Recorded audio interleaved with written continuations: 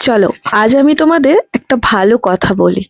আজকাল লোকেরা বলে এখনকার মারা নাকি ভালো মানুষ করতে পারে না বাচ্চাদের।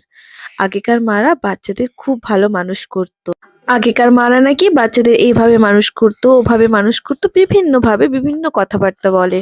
কিন্তু তারা এটা জানে না, মা একই হয়, সমানই হয়। কোনো মায়ের সাথে কোনো মায়ের তুলনা হয় না। হ্যাঁ, এটা আমি মানছি। এখনকার মায়েদের একটা বাচ্চা মানুষ করতে অনেক কষ্ট হয়। কারণটা কেন জানো? আগেকার মায়েদের একটা সাপোর্ট সিস্টেম ছিল।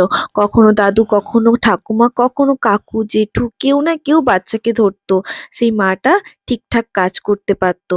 কিন্তু এখনকার মায়েদের কি করতে হয় জানো? একা হাতে সমস্ত কিছু সামলাতে হয়।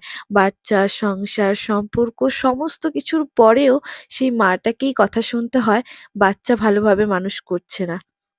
সারা রাত বাচ্চার জন্য জেগে থাকা, তারপর সকালে উঠে একা হাতে সমস্ত বাড়ির কাজ করা।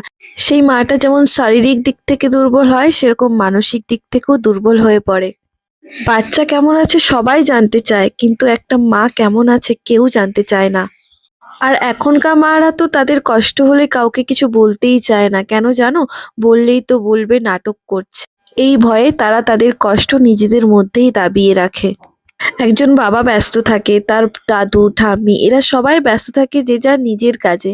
কিন্তু একজন মা, সে সবসময় এটাই ভাবে যে আমাকে আমার বাচ্চার জন্য অ্যাক্টিভ থাকতে হবে, সব সময় আমাকে চোখ খুলে রাখতে হবে, কারণ আমার বাচ্চা আমার কাছে সব থেকে বেশি ইম্পর্টেন্ট।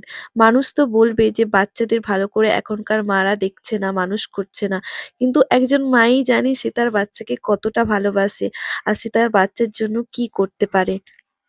মা মানেই মা, সে আগেকার মা হোক আর এখনকার মা হোক, কোনো মায়ের সাথে কোনো মায়ের তুলনা হয় না।